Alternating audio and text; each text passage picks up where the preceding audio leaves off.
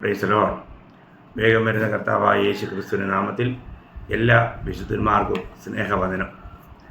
കർത്താവിൻ്റെ വലിയ കൃപയാൽ വീണ്ടും നമുക്ക് ഈ നിലയിൽ കൂടി വരുവാനുള്ള ഭാഗ്യം കർത്താവ് ഒരുക്കിയല്ലോ. ദൈവവചനം കേൾക്കുന്നത് എത്ര അനുഗ്രഹമാണ്. ഒരു ആത്മീയനെ സംബന്ധിച്ചിടത്തോളം ദൈവവചനത്തിന് വേണ്ടിയുള്ള വിശപ്പും ദാഹവും അവനിൽ എപ്പോഴും ഉണ്ടാവും. അപ്പോൾ നമ്മൾ ഈ ദിവസങ്ങളിൽ ചിന്തിക്കുന്ന ഈ വിഷയം വളരെ ഗൗരവതരമായ വിഷയമാണ്. ഇത് സാധാരണക്കാർക്ക് ഇതങ്ങോട്ട് ദഹിക്കുകയില്ല. എന്നാൽ നമ്മൾ ഇതിൻ്റെ യാഥാർത്ഥ്യം നമ്മൾ മനസ്സിലാക്കേണ്ടത് വളരെ പ്രാധാന്യമുള്ള കാര്യമാണ്. അപ്പോൾ നമ്മൾ കണ്ടുകൊണ്ടിരിക്കുന്നത് ലോകത്തിൽ ഇന്ന് 3 പ്രകാരത്തിലുള്ള ജനങ്ങളാണുള്ളത്. ഒന്ന് പ്രാകൃതൻ എന്ന് പറഞ്ഞാൽ അവർ ജഡത്തിൽ ജനിച്ചു, ഈ ലോകത്തിൽ മാതാപിതാക്കളിൽ നിന്നും ജനിച്ചു, അവർ ലോകപരമായി ജീവിക്കുന്നു. ദൈവത്തിൻ്റെ ആത്മാവുമായിട്ട് അവർക്ക് യാതൊരു ബന്ധവുമില്ല, ദൈവവുമായിട്ട് യാതൊരു ബന്ധവുമില്ല, ആത്മീയ കാര്യങ്ങളോട് അവർക്ക് യാതൊരു താല്പര്യവുമില്ല. അങ്ങനെ ലോകപ്രകാരം ജീവിക്കുന്ന വ്യക്തിയെക്കുറിച്ച് പറയുന്ന ഒരു കാര്യമാണ് പ്രാകൃതൻ. ദൈവത്തിൻ്റെ ആത്മാവില്ലാത്തവൻ, ദൈവവുമായിട്ട് സംസർഗമില്ലാത്തൊരു വ്യക്തി. അവർ പ്രാകൃതന്മാരായിട്ടാണ് വചനം പറയുന്നത്. രണ്ടാമത്തെ ഒരു കൂട്ടരെ കുറിച്ചാണ് നമ്മൾ കഴിഞ്ഞ ക്ലാസ്സിൽ കണ്ടത്, ജഡീകന്മാർ. അവർ യഥാർത്ഥത്തിൽ വീണ്ടും ജനിച്ചവരാണെങ്കിലും വേണ്ട നിലയിലുള്ള ഒരു ആത്മീയമായ ഒരു വളർച്ച, ഒരു പക്വത അവർക്കുണ്ടായില്ല. അവർ ജഡീകന്മാരാണ്. ഒരു രീതിയിൽ പറഞ്ഞാൽ അവർ മുരടിച്ചു പോയവരാണ്. ആത്മീയ പ്രകാശനം അവർക്ക് ലഭിച്ചെങ്കിലും അതിനെ അവർ അംഗീകരിച്ച് അതിന് പ്രകാരം ജീവിക്കുവാൻ അവർ തയ്യാറായില്ല. അവരും പ്രാകൃത മനുഷ്യനോട് ഇഴുകിച്ചേരുന്ന ഒരു അനുഭവത്തിലേക്ക് പോവുകയാണ്. അങ്ങനെയുള്ള ജഡീകന്മാരാണ് സഭയിൽ എപ്പോഴും പ്രശ്നം ഉണ്ടാക്കുന്നത്. എന്തെങ്കിലും നിസ്സാര കാര്യം പറഞ്ഞാൽ അവരുടനെ തന്നെ ഇടർച്ചകൾ കൊണ്ടുവരും. അവർക്ക് കാര്യങ്ങളെ ഗ്രഹിക്കുവാനായിട്ട് കഴിയുന്നില്ല. ഒരു ക്രിസ്തീയ ജീവിതത്തിൻ്റെ യാഥാർത്ഥ്യത്തെ അവർക്ക് ശരിക്കും ഉൾക്കൊള്ളുവാൻ കഴിയുന്നില്ല. ഞാൻ കർത്താവിൻ്റെ ഒരു അടിമയാണ്, എനിക്ക് ഏത് നിലയിലും എൻ്റെ കർത്താവിനെ മഹത്വപ്പെടുത്തണം, അതിനുവേണ്ടി ഞാൻ എന്ത് വിലയും കൊടുക്കാൻ തയ്യാറാകുന്നു എന്നുള്ളൊരു മനോഭാവം അവർക്കില്ല. എന്നിട്ട് എപ്പോഴും അവർ മറ്റുള്ളവരെ അവർ കുറ്റം പറഞ്ഞുകൊണ്ടിരിക്കും. ഇതെല്ലാം ഒരു ജഡീകൻ്റെ സ്വഭാവങ്ങളാണ്. അവർ വിദ്വേഷവും പകയെല്ലാം ഉള്ളിൽ കൊണ്ടുകൊണ്ട് പ്രസംഗങ്ങൾ കേൾക്കുമ്പോഴും പറയും, ഇത് ആരെങ്കിലും പറഞ്ഞു കൊടുത്തിട്ട് ഇങ്ങനെ പറയുക, അല്ലെങ്കിൽ ഇത് ഇന്ന ആളെക്കുറിച്ച് അവർക്ക് വേണ്ടിയിട്ട് കുത്തിപ്പറയുക, ഇങ്ങനെയൊക്കെയുള്ള സംസാരങ്ങൾ നിങ്ങൾ കേട്ടിട്ടില്ലേ? എല്ലാ ജഡീകന്മാരുടെ സ്വഭാവങ്ങളാണ്. ഒരു ആത്മീയൻ ഒരിക്കലും അങ്ങനെയുള്ള കാര്യങ്ങളിലേക്ക് ഒരിക്കലും പോകത്തില്ല. അങ്ങനെ ഒരു ചിന്തയിലേക്ക് പോകുവാൻ അവന് കഴിയില്ല. അപ്പോൾ നമ്മൾ ഇന്ന് ഒരു ആത്മീയരാണോ എന്നുള്ളതാണ് നമ്മൾ അറിയേണ്ടത്. ക്രിസ്തുവിൻ്റെ ആത്മാവുള്ളവർ ആത്മീയരാണെന്നാണ് റോമർ 8:9 പറയുന്നത്. എന്നാൽ നമുക്ക് ആ വളർച്ച ഉണ്ടായില്ലെങ്കിൽ നമ്മൾ ആത്മീയരായി മാറുന്നില്ല. അപ്പോൾ ഇന്ന് ഞാൻ നിങ്ങളോട് സംസാരിക്കാൻ ആഗ്രഹിക്കുന്നത് ആത്മീയനെ കുറിച്ചാണ്. ഈ ആത്മീയൻ എന്നുള്ള വിഷയം അത് വളരെ ഗഹനമായി നമ്മൾ ചിന്തിക്കേണ്ടതായതുകൊണ്ട് എനിക്ക് തോന്നുന്നു തുടർമാനമായിട്ട് ഞാൻ ഈ വിഷയങ്ങളിൽ നിങ്ങളോട് സംസാരിക്കാനിടയാവും. ഞാൻ യഥാർത്ഥമായിട്ടും ഒരു ആത്മീയനാണോ? അതിന് അനേക തിരുവചനത്തിൽ തന്നെ നമുക്ക് അനേക തെളിവുകൾ നമുക്ക് കാണാൻ കഴിയും. നമുക്ക് എങ്ങനെ ഒരു ആത്മീയനായിട്ട് ജീവിക്കാൻ കഴിയും? കാരണം ആത്മീയരെ കൊണ്ട് മാത്രമേ ദൈവത്തിന് പ്രയോജനമുള്ളൂ. അവരാണ് ജയാളികളായി മാറാൻ പോകുന്നത്. അവരാണ് യഥാർത്ഥത്തിൽ കർത്താവിനെ പ്രതിബിംബിക്കുന്നവർ. അവരിലൂടെ മാത്രമേ കർത്താവിൻ്റെ നാമം മഹത്വപ്പെടുകയുള്ളൂ. അതുകൊണ്ട് ഇന്ന് ഞാനൊരു ആത്മീയനാണോ എന്ന് വീണ്ടും ജനിച്ച ദൈവമക്കൾ തിരിച്ചറിയണം. അപ്പോൾ ആ തിരിച്ചറിവിലേക്ക് വേണ്ടിയ ചില വിഷയങ്ങളാണ് ഇന്ന് മുതൽ വളരെ ലളിതമായിട്ട് തിരുവചനത്തിലൂടെ തന്നെ, തിരുവചനത്തിൽ നിന്നും പെറുക്കി ആ നല്ല കാര്യങ്ങളെ നിങ്ങൾക്ക് പറഞ്ഞു തരാൻ ആഗ്രഹിക്കുക. വളരെ ശ്രദ്ധിക്കണം. എങ്ങനെയെങ്കിലും ജീവിച്ച് നമ്മുടെ ഒരു ആയുസ് നമ്മൾ നഷ്ടമാക്കരുത്. യഥാർത്ഥമായിട്ടും നമ്മളൊരു ആത്മീയനായിരിക്കുവാൻ നമുക്ക് ഉത്സാഹിക്കാം. അതിന് കർത്താവ് നിങ്ങളെ സഹായിക്കട്ടെ. ആരാണ് ആത്മീയൻ? എന്താണ് ആ ആത്മീയൻ്റെ വൈശിഷ്ട്യങ്ങൾ? ഈ കാര്യങ്ങളെക്കുറിച്ചാണ് നമ്മൾ ചിന്തിക്കാൻ പോകുന്നത്. അപ്പോൾ നമ്മൾ ചിന്തിച്ചുകൊണ്ടിരുന്ന ആ 1 കൊരിന്ത്യർ 2-ാം അധ്യായം അതിൻ്റെ 15-ാം വാക്യത്തിൻ്റെ ആദ്യ ഭാഗം മാത്രം ഞാൻ വായിക്കാം. നമുക്ക് വളരെ വിശാലമായിട്ട് ഈ കാര്യങ്ങളെ ചിന്തിക്കേണ്ടതുണ്ട്. ഞാനത് വായിക്കാം. 1 കൊരിന്ത്യർ 2-ാം അധ്യായം 15-ാം വാക്യം. ആത്മീകനോ സകലത്തെയും വിവേചിക്കുന്നു. മനസ്സിലായോ? ആത്മീയൻ സകലത്തെയും വിവേചിക്കുന്നു എന്ന് വെച്ചാൽ അതിൻ്റെ അർത്ഥം ആത്മീയൻ സകലത്തെയും തിരിച്ചറിയുന്നു. ആത്മീയൻ സകല കാര്യങ്ങളും വേർതിരിച്ച് കാര്യങ്ങളെ വിലമതിക്കുന്നു, കൈകാര്യം ചെയ്യുന്നു. ഓരോ കാര്യങ്ങളെയും അതിനെ വേർതിരിച്ച് മനസ്സിലാക്കുവാനായിട്ട് ഒരു ആത്മീയന് കഴിയും. ഒരു വ്യക്തിയുടെ സംസാരം കേൾക്കുമ്പോൾ തന്നെ ഞാൻ പലപ്പോഴും പറയാറുള്ള ഒരു കാര്യമാണ്, സോക്രട്ടീസ് ഒരിക്കൽ ഒരു പൈതലിനോട് പറഞ്ഞു, മോനെ നീ സംസാരിക്കുക, ഞാൻ നിന്നെ ഒന്ന് കാണട്ടെ എന്ന്. ഒരാളുടെ സംസാരം കേൾക്കുമ്പോൾ തന്നെ ആ വ്യക്തി ആത്മീയനാണോ എന്ന് നമുക്ക് തിരിച്ചറിയാൻ കഴിയും. അപ്പോൾ ആത്മീയന്മാരിലൂടെ മാത്രമേ ദൈവത്തിന് മഹത്വമുണ്ടാവൂ, അവരെ മാത്രമേ ദൈവത്തിന് ഉപയോഗിക്കാൻ കഴിയൂ. അത് നമ്മൾ പ്രത്യേകിച്ച് മനസ്സിലാക്കണം. അതുകൊണ്ട് ഒരു ആത്മീയൻ എന്ത് ചെയ്യുന്നു? അവൻ സകലത്തെയും വിവേചിക്കുന്നു. വിവേചിക്കാൻ പറഞ്ഞാൽ തിരിച്ചറിയുന്നു, അല്ലെങ്കിൽ അതിനെ വേർതിരിച്ച് കാര്യങ്ങൾ മനസ്സിലാക്കാൻ ഒരു ആത്മീയന് മാത്രമേ കഴിയൂ. അപ്പോൾ ഇന്ന് അങ്ങനെ തിരുവചനത്തിലൂടെ ഈ കാര്യങ്ങൾ നമ്മൾ ശരിയായിട്ട് മനസ്സിലാക്കണം. തിരുവചനം, ഒരു ആത്മീയൻ എപ്പോഴും തിരുവചനത്തിനാണ് കൂടുതൽ പ്രാധാന്യം കൊടുക്കുന്നത്. തിരുവചനം എന്തു പറയുന്നു എന്നുള്ളത് നോക്കിയായിരിക്കും. നമുക്കറിയാം, നമ്മുടെ കർത്താവ് ഈ ലോകത്തിൽ വന്നപ്പോൾ പോലും സകല കാര്യങ്ങളും തിരുവെഴുത്തിനെ മുമ്പിൽ നിർത്തിക്കൊണ്ടാണ് ഓരോ കാര്യങ്ങളും ചെയ്തത്. തനിക്ക് വിശന്നപ്പോൾ പിശാച് വന്ന് പറഞ്ഞു, നീ ദൈവപുത്രനല്ലേ, നീ ഒന്ന് പറഞ്ഞു കഴിഞ്ഞാൽ ഈ കല്ല് അപ്പമായി തീരുകയില്ലേ? അപ്പോൾ ഉടനെ തന്നെ കർത്താവ് തിരുവചനമായി എടുത്തേ. നോക്കണം, മനുഷ്യൻ അപ്പം കൊണ്ട് മാത്രമല്ല ദൈവത്തിൻ്റെ വായിൽ നിന്നും പുറപ്പെടുന്ന ഓരോ വചനം കൊണ്ട് ജീവിക്കുന്നു. നിങ്ങൾക്കറിയാം, മത്തായി 4:4 എവിടുന്ന് പറഞ്ഞത്?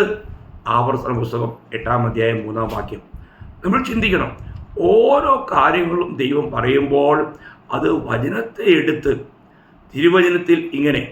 അപ്പോൾ ഒരു ആത്മീയനെ സംബന്ധിച്ചിടത്തോളം നമ്മൾ റോമാലേഖനത്തിൽ വായിക്കുമ്പോൾ ഞാൻ ചില വാക്യങ്ങൾ മാത്രം പെട്ടെന്നെടുത്ത് പറയാം.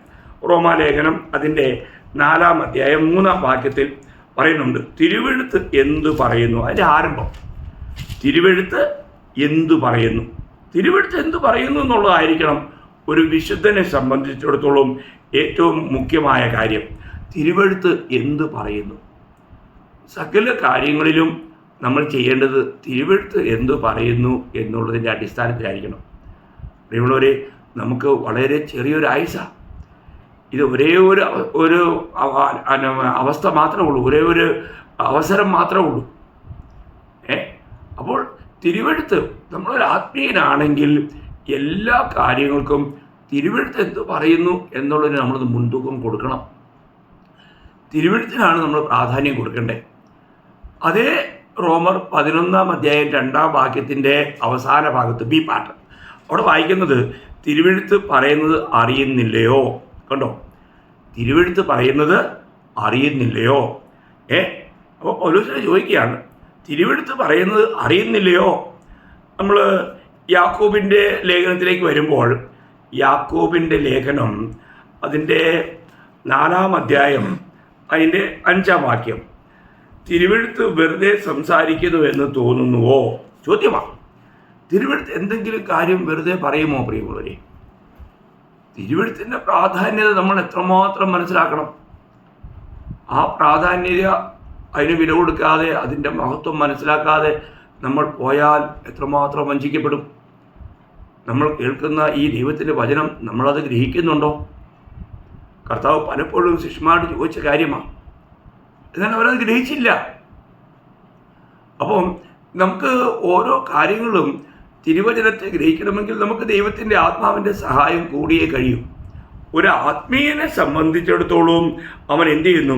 ദൈവത്തിൻ്റെ വചനം അവൻ എല്ലാ കാര്യങ്ങളും എങ്ങനെയാണ്, വചനം എന്തു പറയുന്നു എന്ന് ചോദന ചെയ്യും. മാത്രമല്ല, നമുക്ക് ഈ വചനം ദൈവം വെളിപ്പെടുത്തി തരുന്നത് ആത്മാവിലൂടെയാണ്. നമ്മൾ അതേ 1 കൊരിന്ത്യർ 2-ാം അധ്യായം 13-ാം വാക്യം വായിക്കുമ്പോഴത്തേക്കും അവിടെ വായിക്കുന്നത്, അത് ഞങ്ങൾ മനുഷ്യജ്ഞാനം ഉപദേശിക്കുന്ന വചനങ്ങളാലല്ല, ആത്മാവ് ഉപദേശിക്കുന്ന വചനങ്ങളാൽ തന്നെ പ്രസ്താവിച്ചുകൊണ്ട് ആത്മീകന്മാർക്ക് ആത്മീകമായത് തെളിയിക്കുന്നു. ആത്മീകന്മാർക്ക് ആത്മീയമായത് ആത്മാവിനാൽ തെളിയിച്ചു കൊടുക്കുക. ഇത് നമ്മുടെ ബുദ്ധിയിലൂടെ തെളിയിക്കുന്നൊരു കാര്യമല്ല. ഇത് ദൈവാത്മാവിനാൽ തന്നെ നമുക്ക് തെളിയിച്ചു കൊടുക്കേണ്ടതും അത് തെളിഞ്ഞു കിട്ടേണ്ടതുമായ ഒരു കാര്യമാണ്. തിരുവെഴുത്ത് എപ്പോഴും അത് ദൈവാത്മ നിവേശിതമാണ് എന്ന് പറഞ്ഞാൽ ദൈവം ഉച്ഛ്വസിച്ചതാണ്. അതുകൊണ്ട് ദൈവത്തിൻ്റെ ആത്മാവിൽ, ആ ആത്മാവിൻ്റെ സഹായത്തോടു കൂടി മാത്രമേ നമുക്ക് ഈ കാര്യങ്ങൾ മനസ്സിലാക്കാൻ കഴിയൂ. അത് നമ്മൾ ബുദ്ധിയിൽ അവഗ്രഹിക്കാൻ പോയാൽ വളരെ വലിയ വീഴ്ചയുണ്ടാവും, തകർച്ചയുണ്ടാവും. അപ്പം അതുകൊണ്ട് തന്നെ ഒരു ആത്മീയനെ സംബന്ധിച്ചിടത്തോളം അവന് ദൈവവചനവുമായിട്ട് വളരെ ആഴമായ ഒരു ബന്ധമുണ്ടാവും.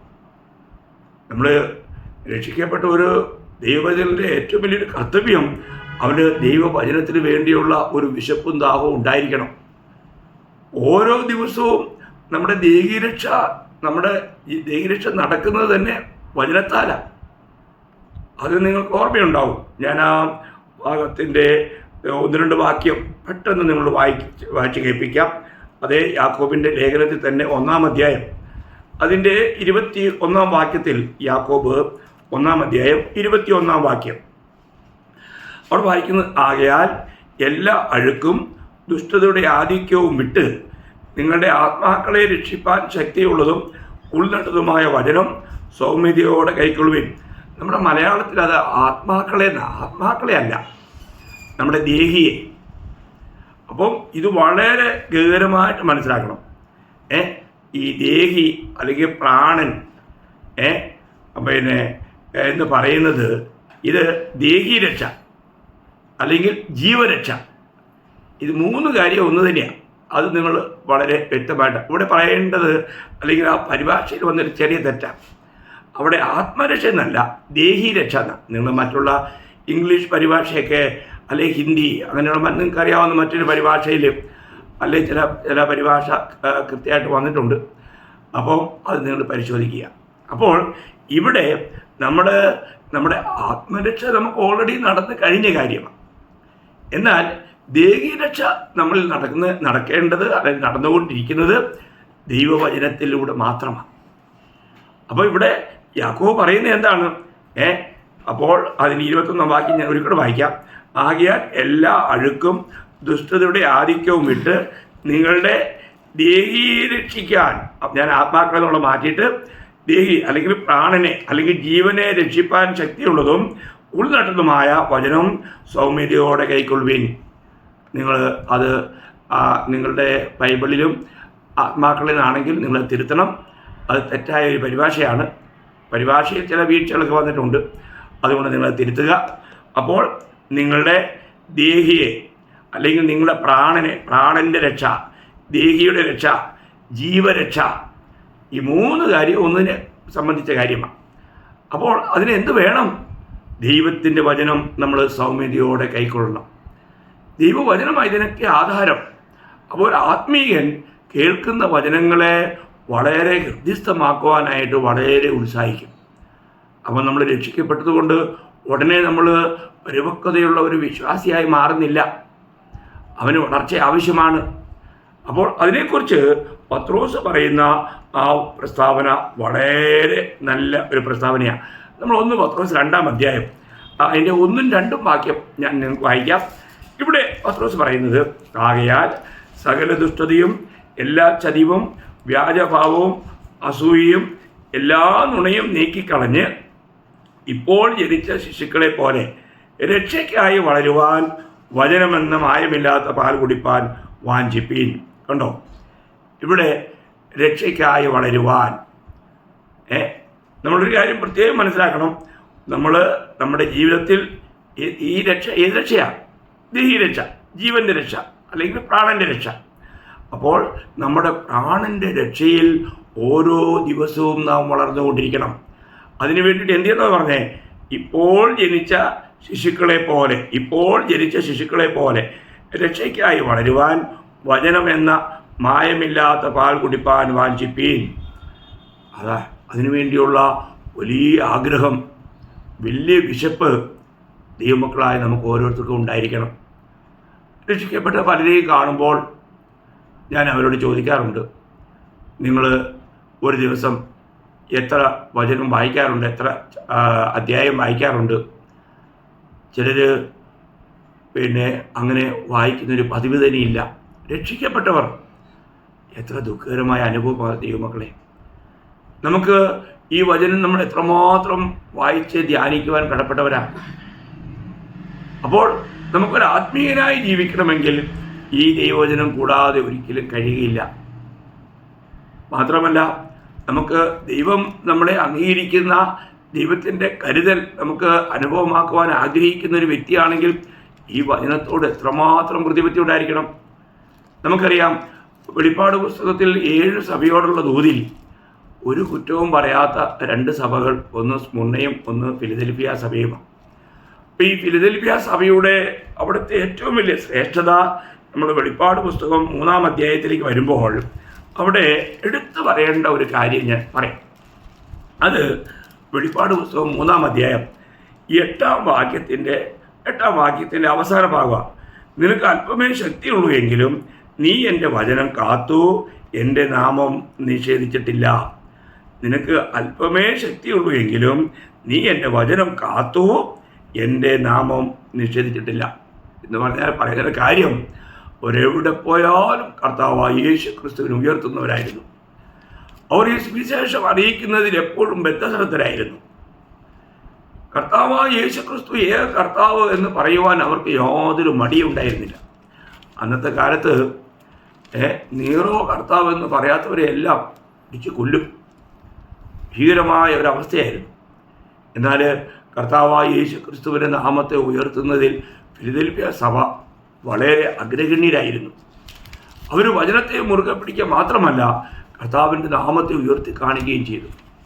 അതിനുവേണ്ടി എന്ത് വിലയും കൊടുക്കുവാൻ അവർ തയ്യാറായി.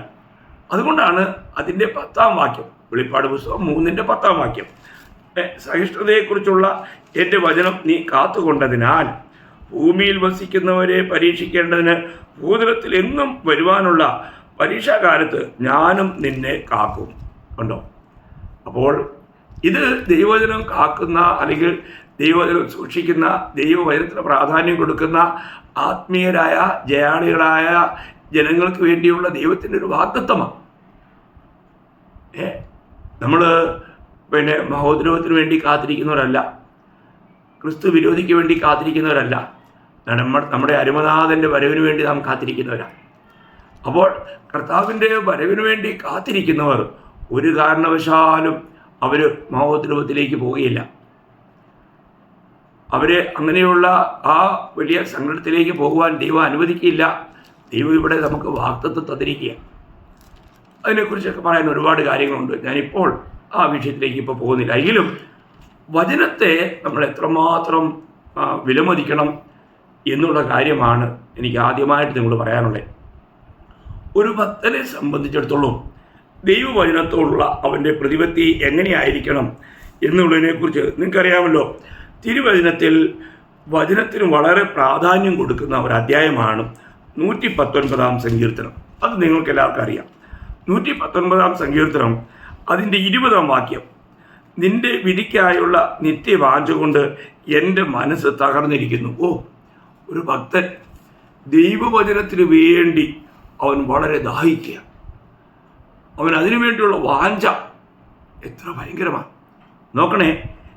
നിന്റെ വിധികൾക്കായുള്ള ദൈവവചനം വാഞ്ച, അതുകൊണ്ട് എൻ്റെ മനസ്സ് തകർന്നിരിക്കുന്നു എന്ന് പറഞ്ഞാൽ താൻ ആഗ്രഹിക്കുന്നത് പോലെ തൻ്റെ വചനം ധാരാളമായി തനിക്ക് ലഭിക്കാത്തതിലുള്ള ദുഃഖം. നോക്കണേ, ദൈവവചനത്തിന് വേണ്ടി എപ്പോഴും നമുക്കൊരു വലിയ ദാഹമുണ്ടായിരിക്കണം. ഞാൻ രക്ഷിക്കപ്പെട്ട നാളുകളിൽ ഞാൻ ഏതെങ്കിലും ഒരു വിശ്വാസിയെ കണ്ടു കഴിഞ്ഞാൽ അവരോട് ഞാൻ ഉടനെ പറയായിരുന്നു, നിങ്ങൾ കർത്താവിനെ കുറിച്ച് അല്പനേരം പറ, എനിക്ക് എൻ്റെ ഹൃദയം വല്ലാതെ ദാഹിക്കുന്നു, എനിക്ക് ആ വചനം കേൾക്കുവാനുള്ള ആ ദാഹം എനിക്ക് ലഭിക്കുന്ന സമയങ്ങളെല്ലാം ദൈവവചനം എപ്പോഴും ഞാൻ വായിച്ചുകൊണ്ടേയിരുന്നു. ഞാൻ ഡ്യൂട്ടിയിലായിരിക്കുന്ന സമയത്ത് ഡ്യൂട്ടിയിലേക്ക് പോകുമ്പോൾ എൻ്റെ കയ്യിൽ എപ്പോഴും ഒരു ബൈബിൾ ഉണ്ടാവും. ഏത് സമയത്തൊരു ബൈബിൾ ഉണ്ടാവും. അല്പസമയം കിട്ടിയാൽ ഉടനെ ആ ബൈബിൾ തുറന്ന് ഞാനത് വായിക്കും. എനിക്ക് ലഭിക്കുന്ന സമയങ്ങൾ ഒരിക്കലും നഷ്ടമാക്കിയല്ല. അതിന്നും അതേ ആ ആഗ്രഹവും വിശപ്പും ദാഹവും ഇന്നും എനിക്കുണ്ട്. അതിനൊരു കുറവും വന്നിട്ടില്ല. അത് കൂടുതലായി വർദ്ധിക്കുക മാത്രമേ ചെയ്തിട്ടുള്ളൂ. പ്രിയമക്കളെ, നമ്മൾ എത്രയെല്ലാം വചനം വായിച്ച് ധ്യാനിച്ചാലും നമുക്ക് ഇത് പോരാ എന്നുള്ള ഒരു വലിയ ഒരു വാഞ്ച നമ്മുടെ ഉള്ളിലുണ്ടാകും. അതൊരു ആത്മീയൻ്റെ അടയാളമാണ്. അപ്പോൾ നമ്മൾ അതേ കാര്യം തന്നെ നമ്മളതിൻ്റെ 72-ാം വാക്യത്തിലേക്ക് വരുമ്പോൾ നമ്മളിതൊക്കെ ഓരോ വാക്യങ്ങളൊക്കെ വായിക്കുമ്പോൾ നമ്മൾ 119-ാം സങ്കീർത്തനം 72-ാം വാക്യം, 1000 പൊൻവെള്ളി നാണ്യത്തേക്കാൾ നിന്റെ വായിൽ നിന്നുള്ള ന്യായപ്രമാണം എനിക്ക് ഉത്തമം. നോക്കുക, ലോകമനുഷ്യൻ എപ്പോഴും ലോകത്തെ നേടുവാൻ, ലോകത്തിന് സ്ഥാനവും മാനവും കൊടുക്കാൻ ആഗ്രഹിക്കുന്നവരാണ്. എന്നാൽ ഇവിടെ ഭക്തൻ പറയുന്നത് 1000 പൊൻവെള്ളി നാണ്യത്തേക്കാൾ എന്ന് പറഞ്ഞാൽ എനിക്ക് ഒരു ദിവസം പണി ചെയ്താൽ 1000കണക്കിന് പൊൻവെള്ളി നാണ്യങ്ങൾ കിട്ടുന്നതിനേക്കാളും ദൈവവചനത്തിലാണ് തനിക്ക് പ്രാധാന്യത. ഇന്ന് എത്രയോ പേര് പണത്തിന് വേണ്ടി കർത്താവിൻ്റെ സന്നിധി വിട്ടുകളയുന്നു, ദൈവവചനത്തെ വിട്ടുകളയുന്നു. ദൈവവചനം വായിക്കുന്നത് അവർക്ക് നിസ്സാരമായി തോന്നുന്നു. എത്ര ദുഃഖകരമാണ് പ്രിയമുള്ളവരെ. ഒരു ആത്മീയരാണോ അതൊരു തിരഞ്ഞെടുപ്പാണ് പ്രിയമുള്ളവരെ. നമ്മൾ കൂട്ടായ്മ വിട്ട് നമ്മൾ ജോലിക്ക് പോകുന്നത് തികച്ചും അത് ദൈവത്തെ നമ്മൾ തുച്ഛീകരിക്കുക. അപ്പോൾ ദൈവവചനത്തെ നമുക്ക് പ്രാപിക്കുവാൻ കഴിയുന്ന അനുഭവം, ആ ഒരു അവസ്ഥ അത് നമ്മൾ നഷ്ടപ്പെടുത്തുക. നിത്യത്തിലേക്കുള്ള വലിയ ധനമായത്. ദൈവവചനത്തിൻ്റെ വില, അതിൻ്റെ മഹാത്മ്യം മനസ്സിലാക്കണം. നമ്മൾ 19-ാം സങ്കീർത്തനം വായിക്കുമ്പോൾ അവിടെ അതിൻ്റെ 10-ാം വാക്യത്തിൽ വായിക്കുന്നത് എന്തെന്നറിയാമോ? അവ പൊന്നിലും വളരെ തങ്കത്തിലും ആഗ്രഹിക്കത്തക്കവ, തേനിലും തേങ്കട്ടയിലും മധുരമുള്ളവ. വചനത്തിൻ്റെ പ്രാധാന്യം പറയുക. എങ്ങനെ ഒരു ഭക്തന് ആഗ്രഹിക്കാതിരിക്കാൻ കഴിയും? എന്താണ് പറയുന്നത്? അവ പൊന്നിലും വളരെ തങ്കത്തിലും ആഗ്രഹിക്കത്തക്കവ. അതാണ് നമ്മളൊരു ഭക്തന് ആഗ്രഹിക്കേണ്ടത്. എല്ലാ നിലയിലും തിരുവചനത്തിന് കൊടുത്തിരിക്കുന്ന മഹാത്മ്യം ഒരു ദൈവവചനത്തിന് തിരിച്ചറിയണം പ്രിയമുള്ളവരെ. ദൈവവചനത്തിന് വേണ്ടിയുള്ള യഥാർത്ഥമായ വിശപ്പും ദാഹവും ഇന്ന് എൻ്റെ ഉള്ളിലുണ്ടോ? ഞാനൊരു ആത്മീയനാണെങ്കിൽ തിരുവചനത്തിന് 1-ാം സ്ഥാനം കൊടുത്തിരിക്കുന്നു. ഞാൻ പറഞ്ഞില്ലേ, കർത്താവ് പോലും ഈ ലോകത്തിലായിരുന്നപ്പോൾ എപ്പോഴും തിരുവചനത്തിനാണ് 1-ാം സ്ഥാനം കൊടുത്തിരുന്നത്. തൻ്റെ ജീവിതത്തിൽ തിരുവചനത്തെ നിവൃത്തീകരിച്ചുകൊണ്ടാണ് തൻ്റെ മുന്നോട്ടുള്ള ഓരോ യാത്രയും, ഓരോ കാര്യങ്ങളിലും തിരുവചനം നിവർത്തിക്കണം എന്നുള്ള ഒരൊറ്റ ലക്ഷ്യമായിരുന്നു. അപ്പോൾ നമുക്ക് ദൈവവചനവുമായിട്ട് അതുപോലെ ഒരു ആത്മീയനെ സംബന്ധിച്ചിടത്തോളം അങ്ങനൊരു വലിയ ബന്ധമുണ്ടായിരിക്കും. നമ്മൾ അതേ തിരുവചനത്തിൽ അതിൻ്റെ 140-ാം വാക്യം വായിക്കുമ്പോൾ ഈ ഭക്തൻ ഈ തിരുവചനത്തിന് കൊടുക്കാൻ പ്രാധാന്യം കൊടുക്കാൻ കാരണം, നിന്റെ വചനം അതിവിശുദ്ധമാകുന്നു, അതുകൊണ്ട് അടിയന് അത് പ്രിയമാകുന്നു. കണ്ടോ, 119-ാം സങ്കീർത്തനം 140-ാം വാക്യമാണ് ഞാൻ വായിച്ചത്. എന്താണ് പറയുന്നത്? നിന്റെ വചനം അതിവിശുദ്ധമാകുന്നു, അതുകൊണ്ട് അടിയന് അത് പ്രിയമാകുന്നു. പ്രിയമുള്ളവരെ, നമുക്ക് ഏത് സാധനം ലഭിക്കുമ്പോഴും അത് വിശുദ്ധമാണെങ്കിൽ അത് എത്രമാത്രം ആഗ്രഹിക്കത്തക്കതാ നമ്മൾ ചിന്തിക്കണം. ഇന്ന് നമുക്ക് ഈ ദൈവവചനത്തെ അതുപോലെ കൈക്കൊള്ളാൻ കഴിയുന്നുണ്ടോ? എപ്പോഴും ഒരു നേരായി നടക്കുവാൻ ആഗ്രഹിക്കുന്ന ഒരു വ്യക്തിക്ക് മാത്രമേ വചനം നന്നായിരിക്കൂ എന്ന് നമ്മൾ മീകാ പ്രവചനം 2:7 വായിക്കുന്നുണ്ട്. ഞാനൊരു കാര്യം ഞാൻ പറയട്ടെ, തിരുവചനത്തെ നമ്മൾ എങ്ങനെ കാണുന്നു എന്നുള്ളത് നമ്മൾ ശ്രദ്ധിക്കണം. നേരായി നടക്കുന്നവർക്ക് ദൈവവചനം വളരെ പ്രാധാന്യമുള്ളതാണ്. ഈ അല്ലെങ്കിൽ തിരിഞ്ഞുമറിഞ്ഞ് കുഴഞ്ഞുമറിഞ്ഞ ജീവിതം നയിക്കുന്നവരെ സംബന്ധിച്ചുള്ള അവർക്ക് വചനത്തിലൊന്നും പ്രാധാന്യമില്ല. അങ്ങനെയാണോ നമ്മുടെ അനുഭവം? അതേ 119-ാം സങ്കീർത്തനം 162-ാം വാക്യത്തിൽ അനേക വാക്യങ്ങളുണ്ട്. അതിനകത്ത് വളരെ ചുരുങ്ങിയ ചില വാക്കുകൾ മാത്രം നിങ്ങളുടെ ശ്രദ്ധയിലേക്ക് കൊണ്ടുവരിക. അത് പറയുന്നത്, വലിയ കൊള്ള കണ്ടു കിട്ടിയവനെ പോലെ ഞാൻ നിന്റെ വചനത്തിൽ ആനന്ദിക്കുന്നു. വലിയ കൊള്ള കണ്ടു കിട്ടിയവനെ പോലെ, കോടിക്കണക്കിന് സമ്പത്ത് ലഭിച്ചതുപോലെ ദൈവത്തിൻ്റെ വചനത്തിൽ ഒരു ഭക്തന് ആനന്ദിക്കാൻ കഴിയും എന്ന് പറഞ്ഞാൽ, യഥാർത്ഥത്തിൽ പറഞ്ഞു കഴിഞ്ഞാൽ നമുക്കൊരു നല്ലൊരു കൂട്ടായ്മ ലഭിക്കുമ്പോൾ അവിടെ ലഭിക്കുന്ന വചനങ്ങൾ ഒരു ഭക്തനെ സംബന്ധിച്ചിടത്തോളം അവന് വളരെ ആനന്ദപ്രദമായിരിക്കും. ഒരു ആത്മീയൻ്റെ അവസ്ഥ അതാണ്. ഒരു ആത്മീയനാണെന്നുള്ളതിൻ്റെ ശരിയായ തെളിവിത. മാത്രമല്ല, ആത്മീയൻ എന്ത് ചെയ്യും? ഈ കേൾക്കുന്ന വചനങ്ങൾ നമ്മൾ ഈ 119 സങ്കീർത്തനം അതിൻ്റെ 97 വാക്യം വായിക്കുമ്പോൾ അവിടെ വായിക്കുന്നത്, നിന്റെ ന്യായപ്രമാണം എനിക്ക് എത്രയോ പ്രിയം, ഇടവിടാതെ അതെൻ്റെ ധ്യാനമാകുന്നു. ഇടവിടാതെ അതെൻ്റെ ധ്യാനമാകുന്നു. ഒരു ആത്മീയൻ എപ്പോഴും ധ്യാനിക്കുന്നത് തിരുവചനമായിരിക്കും. തിരുവചനം ധ്യാനിക്കും തോറും അവൻ്റെ അകത്തെ മനുഷ്യൻ കൂടുതൽ ബലപ്പെട്ടുകൊണ്ടിരിക്കും. നമ്മൾ പറയാറില്ലേ, മൃഗങ്ങൾ അയവറുക്കാറുണ്ട് അല്ലേ? ആടും പോത്തും കാളയും പശുവൊക്കെ പുല്ല് വെട്ടി തിന്നതിന് ശേഷം അവിടെ എവിടെയെങ്കിലും ഒരു തണലിൽ പോയി കിടന്നുകൊണ്ട് ആ തിന്നതെല്ലാം വീണ്ടും കൊണ്ടുവന്ന് അത് ചവച്ചരച്ച് തിന്നാറുണ്ട്. അയവിറക്കുക, ധ്യാനിക്കുക. അപ്പോൾ ഒരു ഭക്തനും വചനം കേട്ടിട്ട് ആ വചനം എന്ത് ചെയ്യുന്നു? ധ്യാനിക്കുന്നു. അപ്പോൾ ഇങ്ങനെ ഒരു ധ്യാനിക്കുന്ന ഒരു അനുഭവം പോലും ഇന്ന് അനേക വിശുദ്ധന്മാർക്കുമില്ല. എന്നാൽ ഒരു യഥാർത്ഥ ആത്മീയൻ എപ്പോഴും ദൈവവചനത്തെ ധ്യാനിക്കുന്നവനായിരിക്കും. അതിൻ്റെ 92 വാക്യം വളരെ ഇമ്പോർട്ടൻ്റ് വാക്യമാണ്. നിന്റെ ന്യായപ്രമാണം എൻ്റെ പ്രമോദം ആയിരുന്നില്ലെങ്കിൽ ഞാൻ എൻ്റെ കഷ്ടതയിൽ നശിച്ചു പോകുമായിരുന്നു. കണ്ടോ, ഭക്തന്മാരുടെ ജീവിതത്തിൽ അസംഖ്യം കഷ്ടങ്ങളും പ്രതികൂലങ്ങളും ഒക്കെ ഉണ്ട്, അനർത്ഥങ്ങളുണ്ട്. എന്നാൽ അവയെല്ലാം ദൈവം വിടുവിക്കുന്നു. ഈ പ്രതികൂലത്തിലൊന്നും അവൻ താളടിയാകാത്തത് ഈ ദൈവവചന ധ്യാനമാണ്. ദൈവത്തിൻ്റെ വചനധ്യാനം അവനെ കഷ്ടങ്ങളിൽ നഷ്ടമായി പോകാതെ, തകർന്നു പോകാതെ സൂക്ഷിക്കുന്നു. കണ്ടോ, അപ്പോൾ ഇവിടെ 119 സങ്കീർത്തനകാരൻ പറയുന്നത്, നിന്റെ ന്യായപ്രമാണം എൻ്റെ പ്രമോദമായിരുന്നില്ലെങ്കിൽ, അല്ല ഞാൻ അതിൽ സന്തോഷിച്ചു കൊണ്ടിരുന്നില്ലായിരുന്നെങ്കിൽ, അല്ല അതെൻ്റെ ധ്യാനമല്ലായിരുന്നെങ്കിൽ എൻ്റെ കഷ്ടതയിൽ ഞാൻ നശിച്ചു പോകുമായിരുന്നു. നമുക്കറിയാം, ഒരു ആത്മീയൻ ഒരിക്കലും ആത്മഹത്യയോ അല്ല അങ്ങനെയുള്ള കാര്യങ്ങളൊന്നും ചെയ്യില്ല.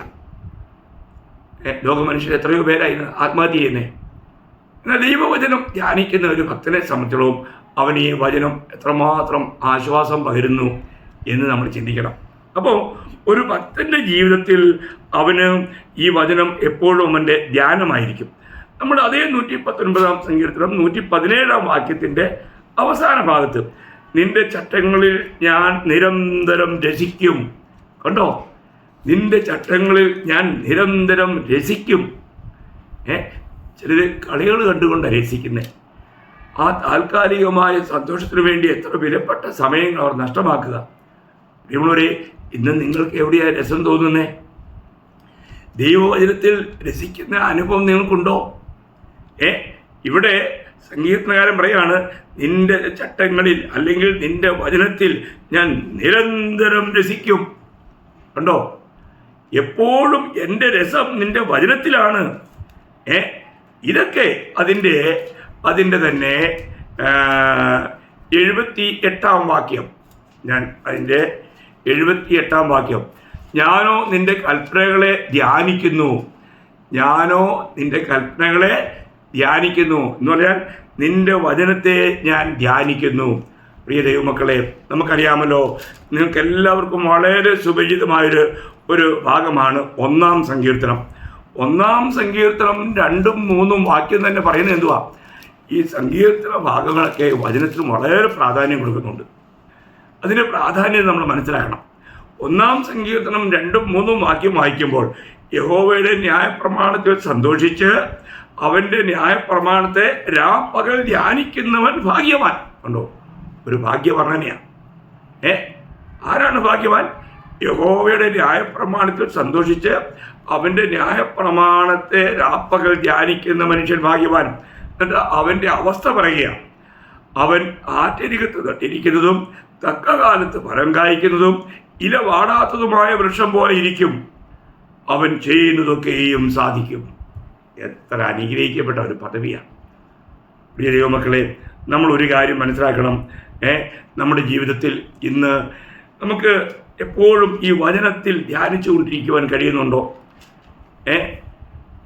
നമുക്കറിയാം, മോശയ്ക്ക് ശേഷം യോശുവയെ ദൈവം ലീഡറായി നിയോഗിക്കുമ്പോൾ പറയുന്ന ഒരു കാര്യം, ഒരു പ്രസ്താവന, വളരെ വിലപ്പെട്ടൊരു പ്രസ്താവനയാണ്. യോശുവ 1-ാം അധ്യായം അതിൻ്റെ 8-ാം വാക്യം. ഈ ന്യായപ്രമാണ പുസ്തകത്തിലുള്ളത് നിന്റെ വായിൽ നിന്നും നീങ്ങിപ്പോകരുത്. അതിൽ എഴുതിയിരിക്കുന്നത് പോലെ ഒക്കെയും പ്രമാണിച്ച് നടക്കേണ്ടതിന് നീ രാവും പകലും അത് ധ്യാനിച്ചു കൊണ്ടിരിക്കണം. എന്നാൽ നിന്റെ പ്രവൃത്തി സാധിക്കും, നീ കൃതാർത്ഥനായുമിരിക്കും, നീ തൃപ്തനായിരിക്കും, നീ സന്തോഷവാനായിരിക്കും, നീ ഒരു ജയാളിയായിരിക്കും. എത്ര നല്ല വാഗ്ദത്തമാണ് പ്രിയമുള്ളവരെ. ഇതൊരു ആത്മീയൻ്റെ അവസ്ഥയാണ്. ഒരു ആത്മീയനെ സംബന്ധിച്ചിടത്തോളം അവന് ഈ ലോകപരമായ കാര്യങ്ങളിലേക്ക് അവന് പോകുവാൻ കഴിയില്ല. നമ്മൾ ഈ ലോകത്തിലായിരിക്കുന്നെങ്കിലും അവനെപ്പോഴും ദൈവവചനത്തിൻ്റെ ധ്യാനത്തിലും അതിൽ സന്തോഷിക്കുന്നവനും അതിൽ രസിക്കുന്നവനുമായിരിക്കും. ലോകത്തിൻ്റെ നേട്ടങ്ങളെക്കുറിച്ച് പ്രശംസയും പറഞ്ഞുകൊണ്ടിരിക്കാൻ അവന് കഴിയില്ല. ലോകമനുഷ്യൻ ലോക കാര്യങ്ങളെക്കുറിച്ച് സംസാരിക്കും. എന്നാൽ ഒരു ആത്മീയനെ സംബന്ധിച്ചിടത്തോളം അവൻ ആത്മീയമായ കാര്യങ്ങൾ, നിത്യതയോട് ബന്ധപ്പെട്ട കാര്യങ്ങളായിരിക്കും സംസാരിക്കുന്നത്. ആ സംസാരത്തിൽ തന്നെ അവരിൽ വ്യാപരിക്കുന്ന ആത്മാവിനെ നമുക്ക് തിരിച്ചറിയാം. അവരെത്രമാത്രം ആത്മീയരാണെന്ന് നമുക്ക് തിരിച്ചറിയാൻ കഴിയും. അപ്പോൾ ഒന്നാമത്തെ ഗുണമാണ് ഞാൻ ഒരു ആത്മീയൻ്റെ കാര്യങ്ങൾ നിങ്ങളോട് ഇന്ന് പറഞ്ഞത്.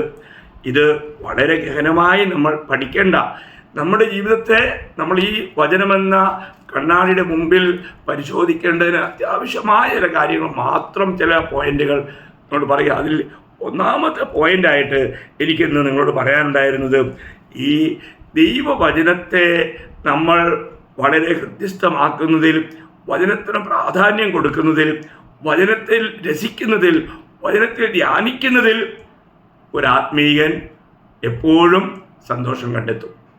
ഇന്ന് അങ്ങനെയൊരു സന്തോഷം നമുക്കുണ്ടോ? ചിലർക്ക് കൂട്ടായ്മയ്ക്ക് പോകാമെന്ന് കേൾക്കുന്നത് തന്നെ വലിയ ദുഃഖമാണ്. കാരണം അത് അവരുടെ ഹൃദയത്തെ വളരെ ബാധിക്കും, അവരുടെ ജീവിതത്തെ വളരെ ബാധിക്കും. അവരങ്ങനെ ആഗ്രഹിക്കുന്നില്ല. അവരുടെ ഉള്ളിൽ അതിനുവേണ്ടിയൊരു ദാഹവും വിശപ്പുമില്ല. ഇവിടെ അങ്ങനെയുള്ളവർ തികച്ചും ജഡീകരായിരിക്കും. അങ്ങനെയുള്ളവർ ഒരിക്കലും കർത്താവിൻ്റെ നാമത്തെ അവർക്ക് മഹത്വപ്പെടുത്താൻ കഴിയുകയില്ല. അപ്പോൾ നമ്മൾ ചിന്തിക്കണം, നമ്മുടെ ജീവിതത്തിൽ ഞാനൊരു ആത്മീയനാണോ? ദൈവവചനത്തിന് വേണ്ടി എനിക്ക് ഓരോ ദിവസവും രക്ഷിക്കപ്പെട്ട എനിക്ക് ഓരോ ദിവസവും വചനത്താൽ ഉള്ള രക്ഷയെ എനിക്ക് കരസ്ഥമാക്കാൻ കഴിയുന്നുണ്ടോ? ഏത് രക്ഷ? പ്രാണൻ്റെ രക്ഷ, ജീവൻ്റെ രക്ഷ, ദേഹീ രക്ഷ. ഓരോ ദിവസവും അത് നമ്മൾ നടക്കണം. അതിന് അനിവാര്യമായിരിക്കുന്ന ഒരേ ഒരു കാര്യം തിരുവചനമാണ്. അതുകൊണ്ട് ഈ വചനത്തിന് വേണ്ടിയുള്ള വിശപ്പും ദാഹവും യഥാർത്ഥമായി നമ്മളെ ഭരിക്കുന്നെങ്കിൽ അവൻ ഒരു ആത്മീയനാണ്. ഇതാണ് ഒന്നാമത്തെ കാര്യം. ഞാനിങ്ങനെ ഒരു 10-12 കാര്യങ്ങൾ നിങ്ങളെ ഓർപ്പിക്കാം എന്ന് ആഗ്രഹിക്കുക. വളരെ വിലപ്പെട്ട കാര്യങ്ങളാണ്. നിങ്ങളൊരു ആത്മീയനോ എന്ന് നിങ്ങൾ വിവേചിക്കണം. ആത്മീയന് മാത്രമേ ദൈവത്തെ മഹത്വപ്പെടുത്തുവാൻ, ജയാളിയായിട്ട് ജീവിക്കാൻ കഴിയും. കർത്താവ് ഈ വചനങ്ങളാൽ നിങ്ങളെല്ലാവരെയും ധാരാളം അനുഗ്രഹിക്കട്ടെ. കർത്താവിന് മഹത്വം ഉണ്ടാകട്ടെ. ആമേൻ.